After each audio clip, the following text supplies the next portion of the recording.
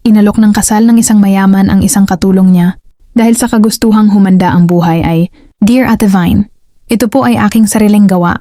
Hindi man sa totoong buhay ngunit may aral na makukuha. Sana po ay magustuhan nyo." Tinitigan ni Don Sebastian si Linda nang may matinding pagnanasa at pagmamalaki sa kanyang mga mata. Nakatayo ang dalaga sa harap niya, nakayuko at nanginginig ang mga kamay, suot ang kanyang uniforme bilang katulong. "Pakasalan mo ako, Linda," mariing sabi ng binata. Ang boses ay may halong utos at pagsusumamo. "Ibibigay ko ang lahat ng kayamanan ko sa'yo. Lahat ng ito, ang mansyon, ang lupa, ang pera, magiging sa'yo na rin." Tumaas ng bahagya ang mukha ni Linda. Nakita niya ang seryosong ekspresyon ni Don Sebastian, ang lalaking kilala sa pagiging matigas at mayaman, na ngayon ay tila handang ibigay ang mundo para sa isang simpleng katulad niya. "Pero, Senyor," nauutal na sagot ni Linda, "hindi po tayo pareho ng antas. Alam niyo po na hindi ako karapat-dapat sa ganito kalaking bagay." Umiling si Sebastian at humakbang palapit hanggang sa halos magdikit na ang kanilang mga katawan. Hinawakan niya ang mukha ni Linda gamit ang kanyang malalaking palad. "Para sa akin, ikaw ang pinakamahalagang kayamanan na matatagpuan ko," bulong niya. "Hindi ko kailangan ng ibang babae. Gusto ko ikaw. At kung kailangan kong ibigay ang lahat ng ito para mapasagot ka, gagawin ko." Nanatiling tahimik si Linda. Ramdam niya ang init ng pagmamahal ni Sebastian, pero kasabay noon ay ang takot sa magiging reaksyon ng mundo. Ngunit sa pagkakataong iyon, sa ilalim ng matatamis na salita at taimtim na panunumpa, unti-unting natunaw ang pag-aalinlangan sa kanyang puso. Tumingin siya ng diretso sa mga mata ng binata at dahan-dahang tumango. "Sige po, senyor.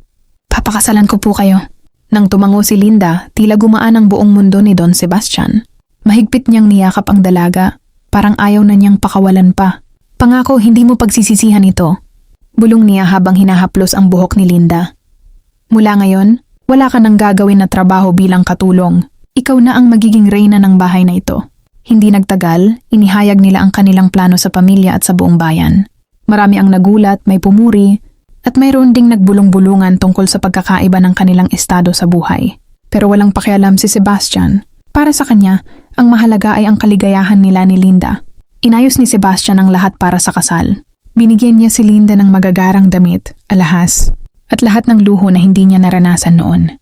Ngunit sa kabila ng lahat ng ito, nanatiling simple at mapagkumbaba ang puso ni Linda. Hindi niya nakakalimutan ang kanyang pinanggalingan. Sa araw ng kanilang kasal, habang nakatayo sila sa harap ng altar, tumingin si Linda kay Sebastian. "Senyor, Sebastian," mahinang sabi niya, "salamat sa pagmamahal at sa tiwala. Pero tandaan niyo po, hindi ako nagpakasal sa inyo dahil sa kayamanan. Nagpakasal ako dahil naramdaman ko ang tunay na pagmamahal mula sa inyo." Ngumiti si Sebastian at hinawakan ng mahigpit ang kamay ni Linda. "Alam ko, Linda, at iyon ang dahilan kung bakit ikaw ang pinili ko. Hindi dahil sa kung ano ang meron ako, kundi dahil sa kung sino ka." Mula noon, namuhay sila ng masaya. Ginamit nila ang kanilang yaman para tumulong sa mga nangangailangan at pinatunayan nila sa lahat na ang pag-ibig ay walang pinipiling estado o antas sa buhay,